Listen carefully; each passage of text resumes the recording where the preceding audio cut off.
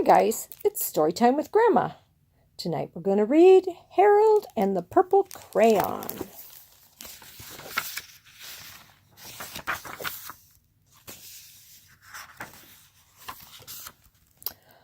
One evening, after thinking it over for some time, Harold decided to go for a walk in the moonlight. There wasn't any moon, and Harold needed a moon to walk for a walk in the moonlight, and he needed something to walk on. He made a long, straight path so he wouldn't get lost, and he set off on his walk, taking his big purple crayon with him.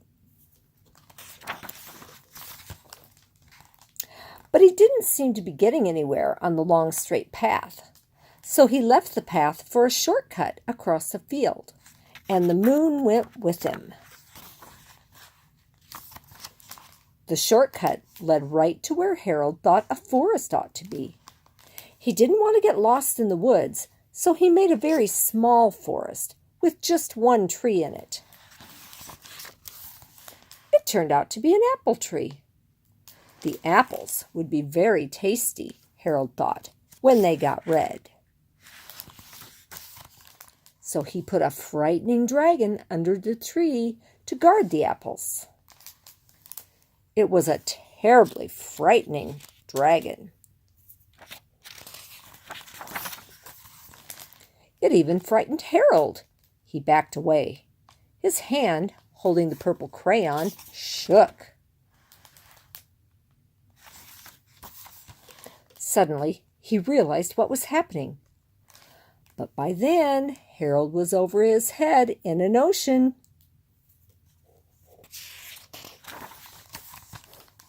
He came up thinking fast, and in no time he was climbing aboard a trim little boat. He quickly set sail, and the moon sailed along with him. After he had sailed long enough, Harold made land without much trouble. He stepped ashore on the beach, wondering where he was. The sandy beach reminded Harold of picnics, and the thought of picnics made him hungry. So he laid out a nice simple picnic lunch. There was nothing but pie. But there were all 9 kinds of pie that Harold liked best. When Harold finished his picnic, there was quite a lot left. He hated to see so much delicious pie go to waste. So Harold left a very hungry moose and a deserving porcupine to finish it up. And off he went, looking for a hill to climb to see where he was. Harold knew that the higher up he went, the farther he could see, so he decided to make the hill into a mountain. If he went high enough, he thought, he could see the window of his bedroom. He was tired, and he felt he ought to be getting to bed. He hoped he could see his bedroom window from the top of the mountain. But as he looked down over the other side, he slipped, and there wasn't any other side of the mountain. He was falling in thin air. But luckily, he kept his wits and his purple crayon.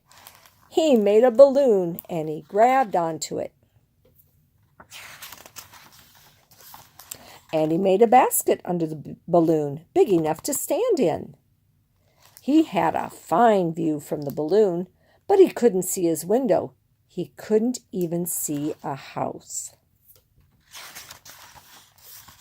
So he made a house with windows, and he landed the balloon on the grass in the front yard.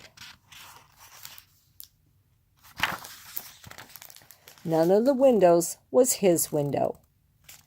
He tried to think where his window ought to be. He made some more windows. He made a big building full of windows.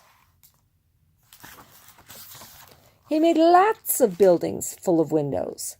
He made a whole city full of windows. But none of the windows was his window. He couldn't think where it might be. He decided to ask a policeman. The policeman pointed the way Harold was going anyway, but Harold thanked him.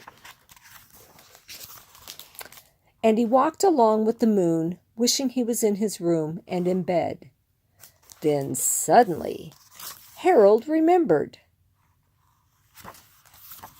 He remembered where his bedroom window was when there was a moon. It was always right around the moon. And then Harold made his bed. He got in it and drew up the covers.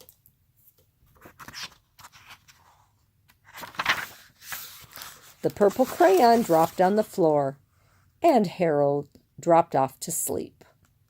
And that is the end of the story of Harold and the Purple Crayon.